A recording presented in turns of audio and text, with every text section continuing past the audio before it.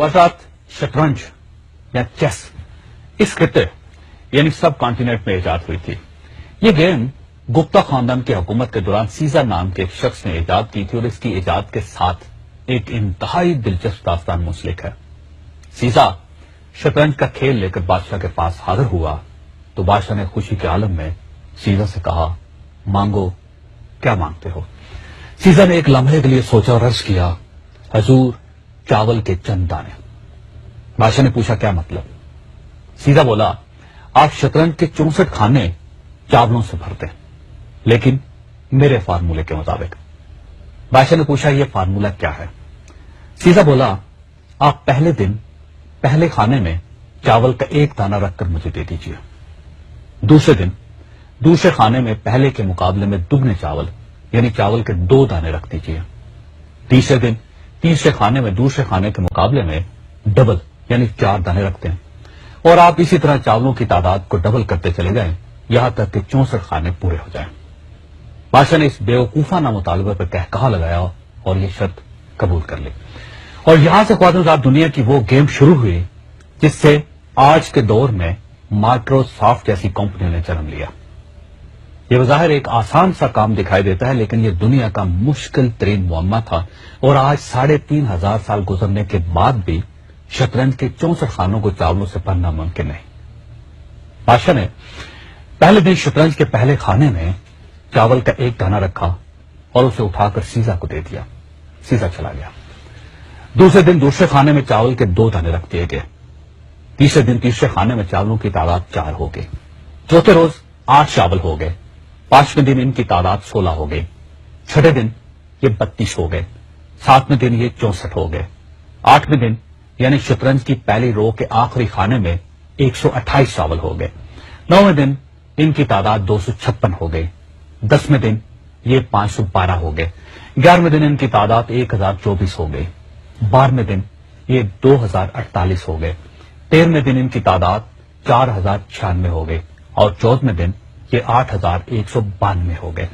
15वें दिन ये 16384 हो गए और 16वें दिन ये 32768 हो गए और यहां पहुंचकर शतरंज की 2 कतारें मुकम्मल हो गईं और बादशाह को थोड़ा थोड़ा सा अंदाजा होने लगा कि वो मुश्किल में फंस चुका है, क्योंकि वो खुद और उसके सारे वजीर मशीर सारा दिन बैठकर चावल गिनते रहते थे। शतरंज की तीसरी कितार के आखिरी खाने तक पहुंचकर चावलों की तादाद 80 लाख तक पहुंच गई और बादशाह को चावलों को मैदान तक लाने और सीजा को ये चावल उठाने के लिए दर्जनों लोगों की जरूरत पड़ गई। किस्सा मुख्तसर, जब शतरंज की चौथी रो यानी 33वां खाना शुरू हुआ तो पूरे मुल्क से चावल खत्म हो गए। बादशाह हैरान रह गया।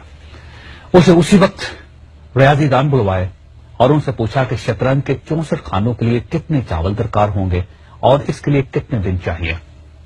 बादशाह के रियाजीदान कई दिनों तक बैठे रहे, लेकिन वो वक्त और चावलों की तादाद का अंदाजा नहीं लगा सके। यह अंदाजा नाज़रीन 3500 साल बाद बिल गेट्स ने लगाया था। बिल गेट्स का ख्याल है कि अगर हम एक के साथ 19 जीरो लगाएं तो शतरंज के 64 खानों में इतने चावल आएंगे। बिल गेट्स का कहना है कि अगर हम एक बोरी में 1 अरब चावल भरें तो हमें चावल पूरे करने के लिए 18 अरब बोरियां दरकार होंगी और इन चावलों को गिनने, शतरंज पर रखने और उठाने के लिए 1.5 अरब साल चाहिए। आप भी ये कैलकुलेशन करके देख लें, आप भी हैरान रह जाएंगे। लेकिन ये याद रखिए कि ये हिसाब आम कैलकुलेटर के जरिए नहीं लगाया जा सकेगा। ये सिर्फ कंप्यूटर के जरिए ही कैलकुलेट किया जा सकता है। इस इशू को नाज़रीन मैनेजमेंट की जुबान में चेस बोर्ड राइस या second half of the chessboard कहा जाता है। अब सवाल यह है कि शतरंज इजाद करने वाले और बादशाह को इस खौफनाक मसले में फंसाने वाले सीजा का क्या बना। यह भी एक दिलचस्प कहानी है, लेकिन यह मैं आपको प्रोग्राम के आखिरी हिस्से में सुनाऊंगा। अर्थात वो दास्तान जो प्रोग्राम के शुरू में अधूरी रह गई थी। बादशाह ने शतरंज के मौजूद सीजा को शतरंज की चौथी रो पर पहुंचकर गिरफ्तार करवा दिया था, क्योंकि बादशाह को शतरंज के हाफ में पहुंचकर चावल पूरे करने के लिए 5.5 दिन लग गए थे। वह अगले खानों की तरफ बढ़ा तो मुल्क से चावल खत्म हो गए, जिससे बादशाह को शदीद ब्लड प्रेशर हुआ और उसने शतरंज बनाने वाले का सर कलम करने का हुक्म दे दिया और यूं शतरंज का मौजूद मारा गया। लेकिन शतरंज की सरदर्दी آج تک قائم ہے۔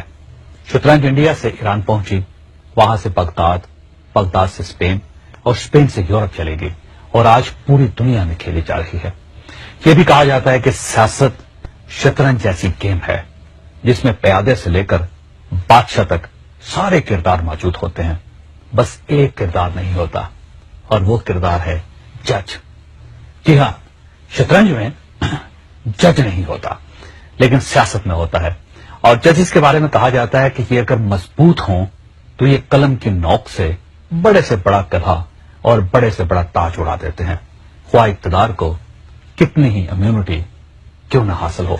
اللہ تعالیٰ آپ اور آپ کے اہل خانہ کو انصاف کرنے اور انصاف مانگنے کی توفیق دے۔